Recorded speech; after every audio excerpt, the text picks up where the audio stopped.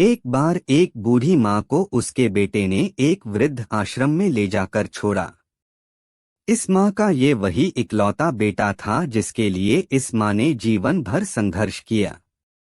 इस बेटे के लिए वो सब कुछ किया जो एक माँ को करना चाहिए या माँ कर सकती हैं। और आज भी अपने बेटे को किसी भी तरह की परेशानी ना हो इसलिए आश्रम में रहने के लिए भी तैयार हो गई।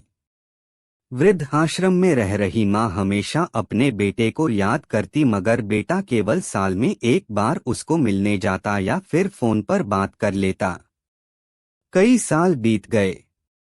वृद्ध आश्रम से बेटे को एक दिन फोन आया। उन्होंने कहा, बेटा जल्दी से आश्रम आके अपनी माँ से मिल लो, वो बहुत सीरियस है। बेटा जब अपनी बीमार माँ के पास पहुंचा तब वह अपनी आखिरी सांसें गिन रही थी। बेटे ने अपनी माँ से उसकी आखिरी इच्छा पूछते हुए कहा, माँ मैं तुम्हारे लिए क्या कर सकता हूँ बताओ। माँ ने कहा, बेटा इस आश्रम में गर्मी और मच्छर बहुत ज्यादा है, यहाँ पर कुछ पंखे लगवा देना। फ्रीज ना होने की वजह से यहाँ पर हम बूढ़ों को कई बार भूखे पेट ही सोना पड़ता है, क्योंकि किसी ने दिया हुआ खाना खराब होने से नहीं बचा पाते।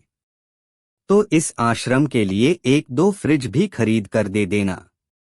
बेटे ने अपनी माँ की सारी बात सुनी और अपनी माँ से पूछा, आपने इतने साल यहाँ पर निकाल दिए पर आपने कभी भी यह बातें मुझसे नहीं कहीं, और अब जब आपके पास टाइम नहीं बचा है तब आप यह सब कह रही है, ऐसा क्यों? माँ ने बेटे को जवाब देते हुए कहा, बेटा मैंने गर्मी, भूख और पीड़ा सहन कर ली, लेकिन मुझे पता है जब तेरे बच्चे तुझे यहाँ पर छोड़कर जाएंगे तब तू यह सब सहन नहीं कर पाएगा, इसीलिए तेरी सुविधा के लिए मैं तुझे यह सब लगाने के लिए कह रही हूँ।